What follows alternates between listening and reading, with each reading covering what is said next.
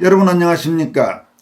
6.3 대선 사전투표와 관련해 이번에도 전국 곳곳에서 잡음이 잇따라 나오고 있습니다.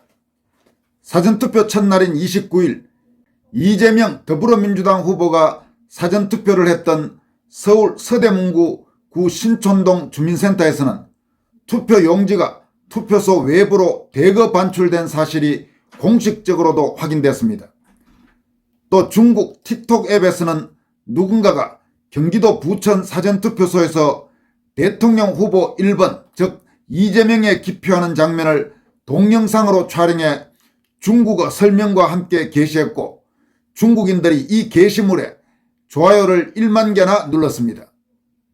이와 함께 이번 대선에 전국 3,553곳 사전투표소 거의 대부분에 부방대원들을 참관인으로 배치해 선거 감시 활동을 벌이고 있는 무소속 후보 황교안 전 총리는 유효기간이 만료된 운전면허증으로 사전투표를 완료한 사례가 보고됐고 투표 사무원에 중복투표 제보도 있었다고 밝혔습니다.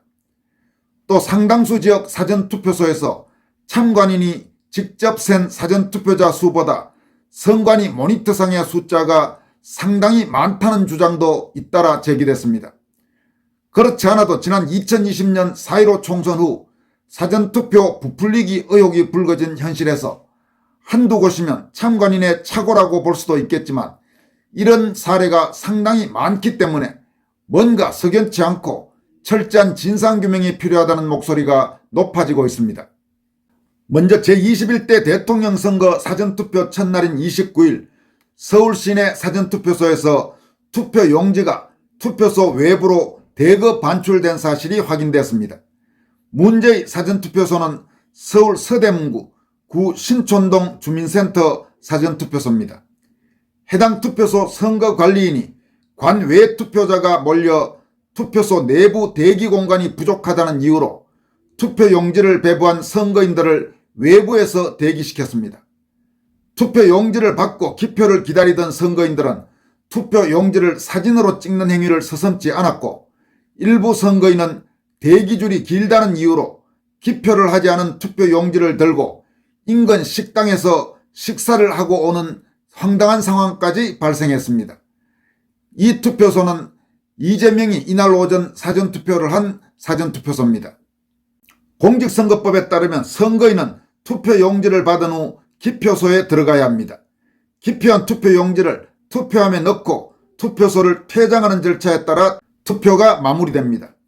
이에 따라 선거인이 기표 전인 투표 용지를 받은 상태에서 투표소 밖으로 나가는 행위는 불법이라는 해석이 충분히 나올 수 있습니다.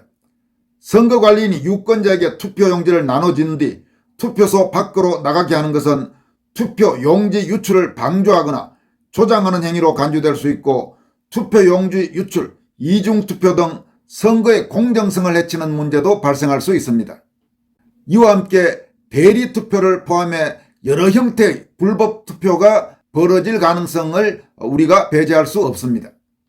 이 같은 사실을 매일경제가 특종 보도하면서 알려지자 파문이 확산됐고 처음에 선관위는 별 문제가 없다는 식으로 주장을 하다가 뒤에 관리상의 미흡함이 있었고 대기 중인 선거인에 대한 통제가 완벽하지 못했던 점에 대해 송구스럽게 생각한다면서 재발 방지를 위해 노력하겠다는 입장을 내놓았습니다.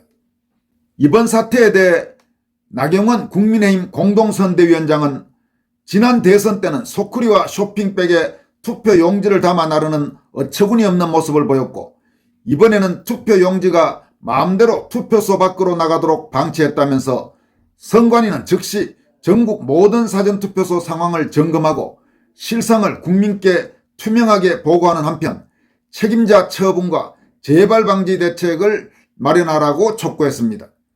나 의원은 그러면서 국민의 소중한 한 표가 위협받고 있다고 강조했습니다. 한편 이번 대선에서 자신이 설립한 부방대원들과 함께 전국 곳곳에서 선거감시 활동을 벌이고 있는 황교안 무소속 후보 황교안 전 총리는 자신의 소셜미디어를 통해서 본격적으로 문제가 되는 여러 가지 사전투표 실상을 폭로하고 있습니다. 황교안 후보는 중국 틱톡 앱에서 행복 관람차 아이디를 사용하는 39세 한국 IP 사용자가 경기도 부천시 춘희동 투표소에서 대통령 후보 1번에 기표하는 장면을 동영상으로 촬영하여 게시했다고 소셜미디어 DC인사이더에 올라왔다. 이 장면으로 틱톡 앱에서 1만 개의 좋아요 평가를 받았다고 전했습니다. 그는 이렇게 기표하는 장면을 스스럼없이 촬영할 수 있는 것은 공개투표를 하는 중국 공산당 방식을 차용한 것으로 보이고 중국어로 틱톡 앱에 사진 등을 올리는 것으로 보아 중국인으로 보인다면서 한국 국적 취득자일 가능성도 있으나 그렇지 않을 가능성도 있으니 저렇게 비밀투표 원칙을 위반한 자에 대해서는 법으로 처벌을 해야 할 것으로 보인다면서 선관위는 바코드를 통해 해당 인물을 확보해 반드시 경찰에 수사를 의뢰해야 한다고 촉구했습니다. 황교안 후보가 이 같은 사실을 공개하자 현재 중국에 거주하고 있는 한 소셜미디어 이용자가 댓글을 통해서 틱톡은 중국 국내용과 해외용이 있다. 그러므로 한국인이 한국 내에서 틱톡을 다운받아 사용해도 중국 내에는 전달되지 않는다. 1만 명의 좋아요를 받았다면 이는 분명 중국 국내용 틱톡으로 중국 핸드폰으로 다운받아 사용하는 것으로 이는 분명 중국인이다.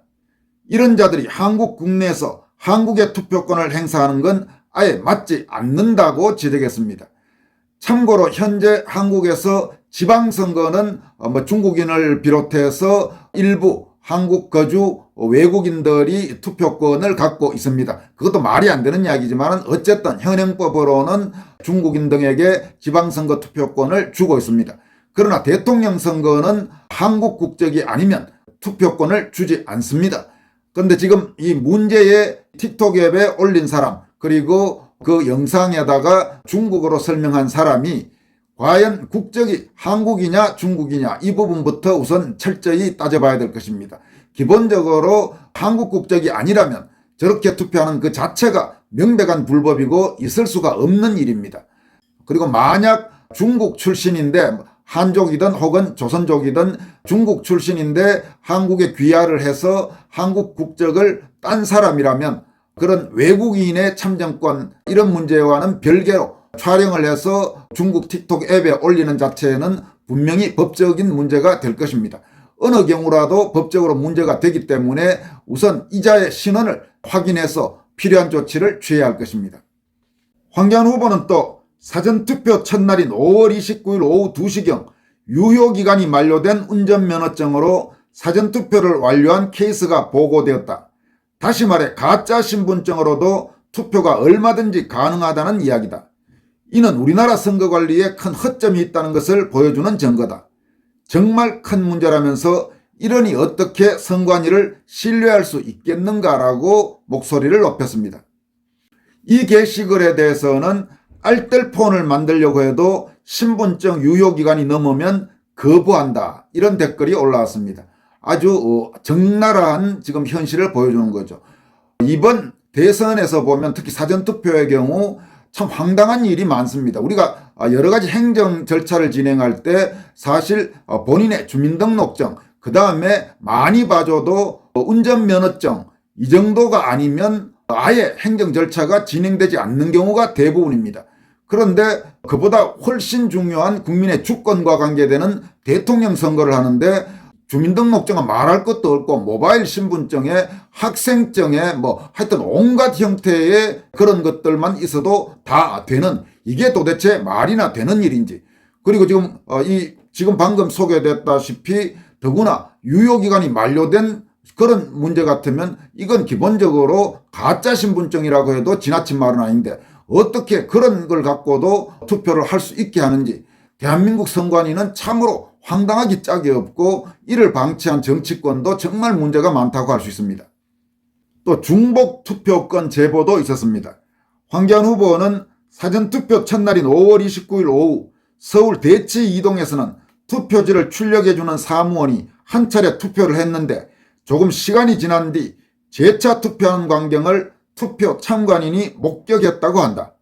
해당 참관인은 투표 사무원의 중복 투표 사건에 대해 경찰에 진술하러 갔다고 또 다른 참관인이 부방대 제보해왔다.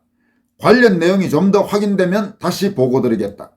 참관인이 목격한 만큼 중복투표가 사실일 가능성이 매우 높다. 선관위는 대치이동투표관리관의 기록 등을 참조하여 이 문제를 반드시 규명해야 한다면서 그렇지 않으면 국민적 지탄을 받을 것이라고 경고했습니다. 한편 사전투표 첫날인 29일 전국 곳곳에서 참관인이 센 투표자 수와 선관위 모니터상의 숫자가 상당히 많은 차이가 났다는 제보가 잇따라 부방대에 접수됐습니다. 지금 이 제보를 한 참관인들은 대부분 부방대 소속 국민들입니다. 이런 문제가 한두 건이면 몰라도 상당히 많다는 점에서 이 문제에 대해서 철저한 진상규명이 필요할 것으로 보입니다. 한편 황교안 전 총리는 최근 중앙선관위가 황교안 전 총리와 부방대를 선거법 위반으로 고발한 사건과 관련해서 노태학 중앙선관위원장과 김용빈 사무총장 등을 맞고소했습니다.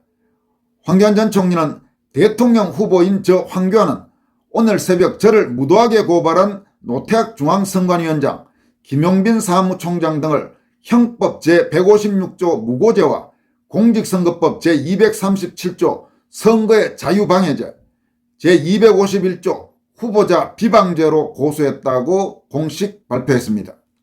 또 이번 대선을 감시하기 위해서 미국에서 파견된 국제선거감시단도 중앙선관위가 황교안 대통령 후보를 고발한 데 대해서 선거의 정치적 중립성과 형평성에 대한 국제사회 신뢰를 위협하는 사안이라는 성명서를 발표했습니다.